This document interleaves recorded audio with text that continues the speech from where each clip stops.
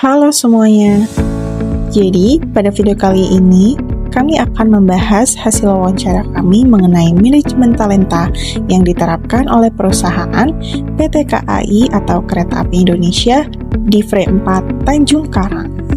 Topik ini sangat penting karena manajemen talenta berperan besar dalam menentukan bagaimana sebuah perusahaan dapat berkembang melalui kualitas sumber daya manusianya.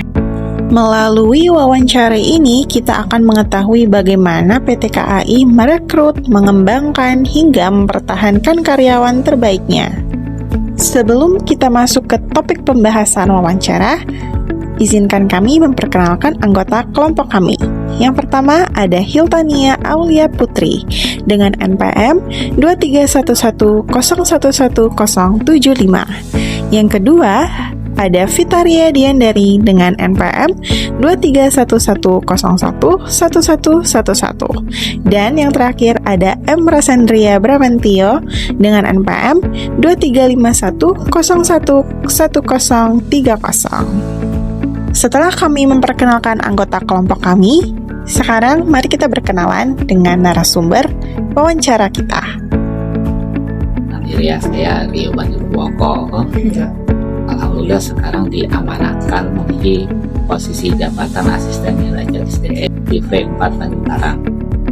Langsung saja kita masuk ke topik pembahasan wawancara yang pertama, yaitu mengenai strategi menarik talenta terbaik atau rekrutmen seorang karyawan yang bertalenta. Di PT Kereta Api Indonesia Persero itu untuk status rekrutmen itu terpusat ya sebenarnya di Bandung, untuk kita di Bandung. Terus yang kedua, memang secara persyaratan umum rekrut umum atau rekrut reguler itu sudah sangat jelas ya, bisa dilihat di situsnya. Ya, artinya dari syarat-syarat yang rekrut reguler aja itu sudah dibilang sih grade-nya sudah tinggi lah. Dari nilainya, tinggi badan, segala macam.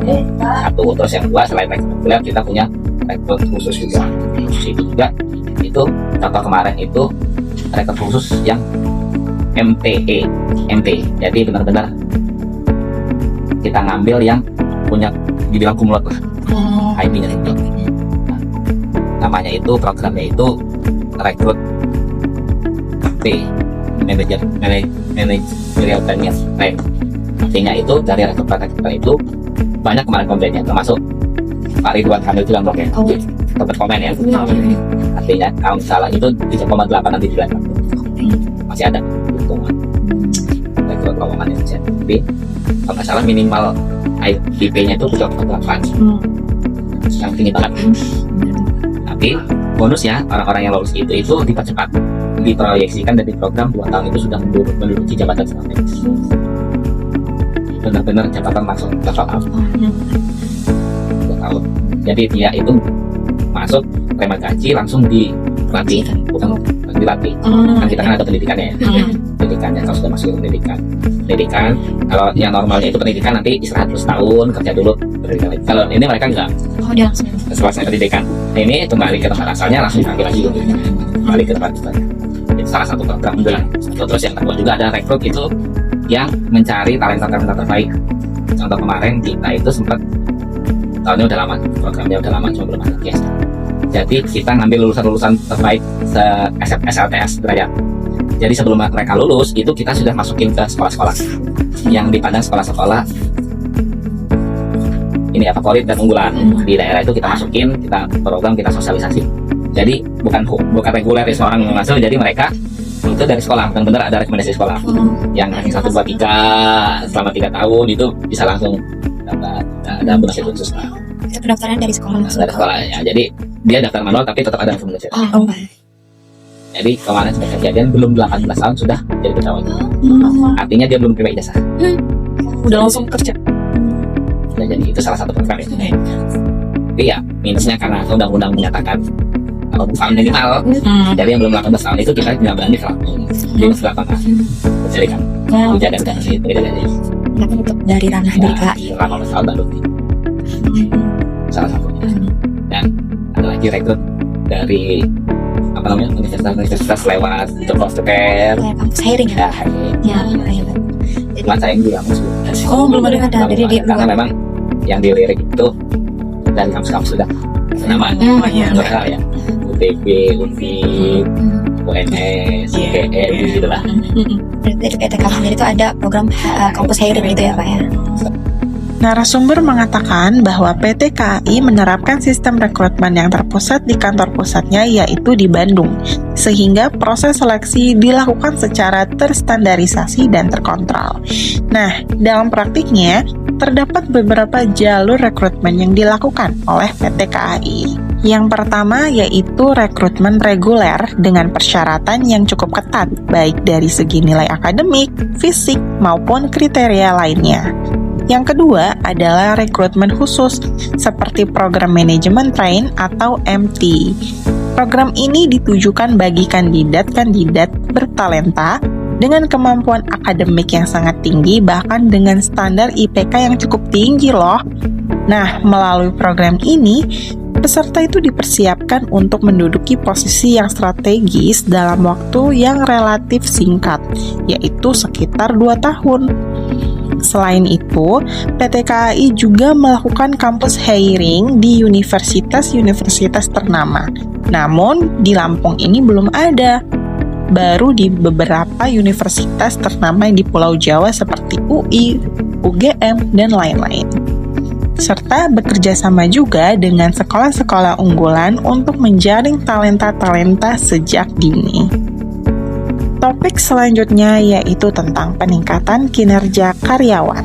Dan karyawan yang solid itu dan pendapatan itu sangat terasa. Dengan itu dulu 2009 sampai sekarang 15 tahun dan 19 tahun itu range pendapat yang pendapatan itu sangat sudah ada banyak fasilitas tambahan. So di luar benefit gaji ya. Jadi contoh kayak dulu pegawai itu naik kereta bayar, ya. Dan sekarang bayar tapi harganya nggak 50%. Itu salah satu lagi ya fasilitas jaminan kesehatan untuk keluarga. Selain kita pakai BPJS yang sudah tetap undang-undang, amanat undang-undang, kita punya juga pada fasilitas kesehatan mandiri. Jadi rasa kita itu tuh inilah double cover. Jadi yang kita ajukan, misalnya kita sakit, yang dimasukin yang pertama tetap BPJS, tapi selisih antara BPJS yang tidak ketentukan oleh BPJS itu tidak. Itu salah satu beberapa benefit yang akan diterima oleh karyawan. Selain itu ada pelatihan pengembangan juga Mas? Ya. Itu kayak mana biasanya? Jadi memang biasanya sih itu dari SDM plus dibantu juga dari usulan dari unit terkait ya. Karena keseharian kan bukan kami nih. Oh, bagus. Jadi kan memang kalau ngelihat kasat mata semuanya bagus gitu. Jalannya kita nggak tahu gitu. Jadi kami minta bantuan unit terkait atau kepala lingkupnya. Dan yang bisa kira-kira bisa ada nggak kira-kira yang bisa dimakan. Jadi setiap tahun itu di akhir tahun itu biasanya di Oktober kami di SDM itu selalu ngelempar katalog diklat. Katalog diklat ke unit kita itu di Tanjung Karang khususnya itu punya 16 unit ya Mbak, 16 unit termasuk SDM. Jadi unitnya itu selain SDM itu ada 15 lagi. Jadi kami di SDM itu biasanya di Oktober November itu ngelempar katalog.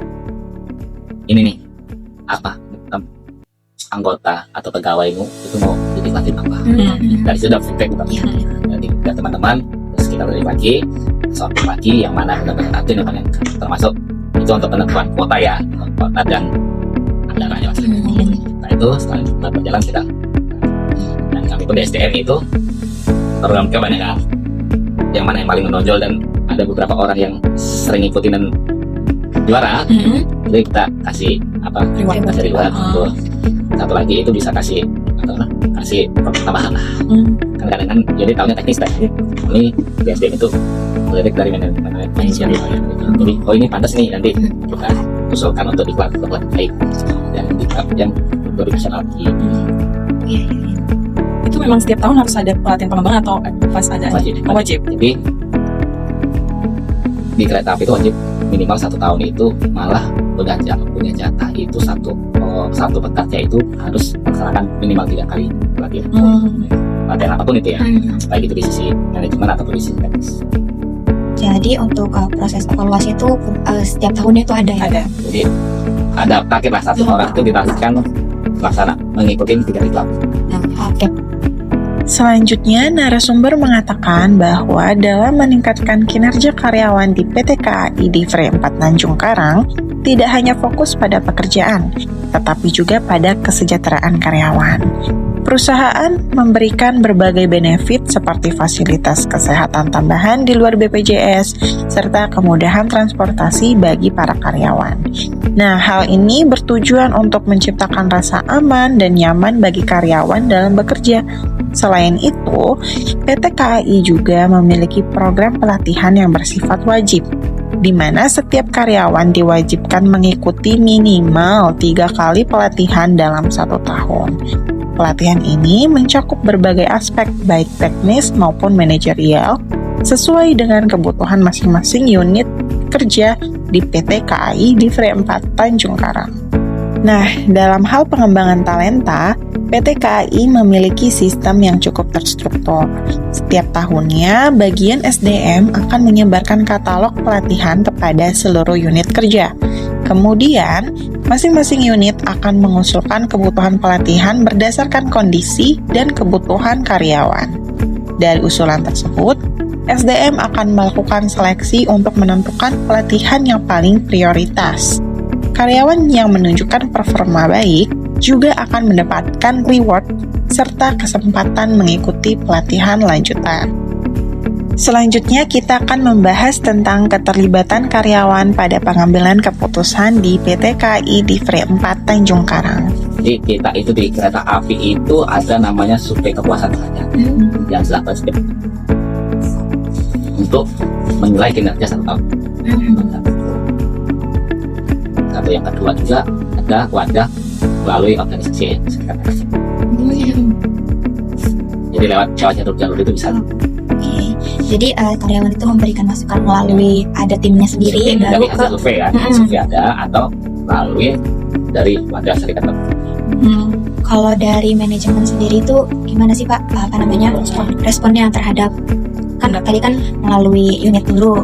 Nah itu nanti ada feedback ke mereka gitu. Kalau mungkin nanti pendapat kalian bakal gini gitu Pak. Oh, biasanya sih hal itu belum terjadi. Selama ini sih survei itu kan langsung lempar ke unit sebenarnya, kita langsung ke kantor. Ya, panen lah. Kita lempar link harus isi. Terus dari itu kan ya nanti itu kerjanya konsultan ya. Kan konsultan survei ada tuh. Biasanya kita pakai UI ya. UI. Jadi dari situ bisa nentuin nih tanahnya kurang benefit, kesejahteraannya, masalah duit atau kesejahteraan lainnya, itu nanti bisa langsung di program langsung. Kalau misalkan ada saran bukan untuk dari karyawan itu sendiri, mungkin mereka memberi saran untuk ke perusahaan gitu Pak ya. Itu tuh dari manajemen sendiri tuh seberapa besar sih pengaruh dari masukan dan saran dari karyawan? Dengan pengaruh kan, kenapa? Karena itu menjadi KPI-nya direksi. KPI direksi itu kayak performa indikator ya. Jadi direksi kita pun punya target. Jadi kalau itu hasil perintah berjalan ya, KPI-nya hilang. PT KAI juga membuka ruang bagi karyawan untuk menyampaikan pendapat dan masukan. Hal ini dilakukan melalui survei kepuasan karyawan yang diadakan setiap tahunnya. Selain itu, terdapat juga wadah melalui serikat pekerja. Nah, menariknya, hasil survei ini tidak hanya menjadi evaluasi biasa, tetapi juga berpengaruh terhadap kinerja manajemen termasuk direksi. Dengan demikian, masukan dari karyawan memiliki dampak nyata terhadap kebijakan perusahaan. Selanjutnya, bagaimana sih PT KAI itu mempertahankan talenta-talenta terbaiknya? Ya, karena itu sih biasanya ya tetap dengan mempromosikan talenta. Terus kali ini ngasih jenjang karir yang jelas gak untuk mereka? Jelas. Ya. Dan, tapi memang minusnya di kereta api itu jenjang karir itu sangat jelas, tapi nggak bisa berjam-jam. Malahnya teman-teman sekarang itu selagi sudah kerja nyaman ya kan mau naik gitu. Karena kalau naik nggak di tempat asal atau tempat. Jadi kayak sekarang langsung karyawan tuh harus bisa menyesuaikan diri, nggak cuma di satu. Artinya harus mengorbankan kuat kan nggak banyak. Dalam mempertahankan karyawan yang berkualitas, PT KAI menyediakan jenjang karir yang sangat jelas. karyawan memiliki kesempatan untuk naik jabatan sesuai dengan kinerja dan kompetensinya. Namun, terdapat tantangan dalam hal mobilitas. Karyawan yang naik jabatan seringkali harus siap ditempatkan di lokasi yang berbeda. Hal ini menjadi pertimbangan tersendiri terutama bagi karyawan yang sudah berkeluarga.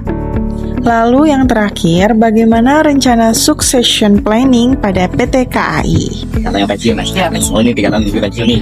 Nah, dari 3 tahun sebelum pensiun udah mulai dikepung nih, dan belum siapa yang perlu. Kalau nggak dapat ya cari kantor dari daerah. Dan kita kan datanya luas ya, dari ujung-ujung dari keluarga ini. Yang dapat kita cari dari daerah. Jadi ada succession planning itu difokuskan di unit tempatnya, baru kalau misalkan tidak terlihat atau tidak ada, kita baru mengambil dari unit. Karena kami itu punya sistem namanya itu ERM, ya. Rencana mutasi, nya itu elektronik. Dia itu sukses planning. Jadi bisa, kalau ini mau pensiun nih, kita 3 bulan sebelumnya itu kan, kalau 3 tahun kan mencari ini ya, mencari kerenan kan. Kalau sudah 3 bulan itu sudah mau pensiun itu kita ER-nya, rencana mutasinya. Itu biasanya misalnya jabatan A, kita mau klik itu biasanya langsung nongol top 10. Top 10 selalu. Udah ada ini ya. Ada sistem ya. Ada itu kita bisa ambil dari luar juga. Jadi kami itu punya aturan sendiri, setiap jabatan itu punya klasifikasi iklan. Klasifikasi iklan. Jadi masuk top 10 itu anak ini karena sudah melaksanakan iklan.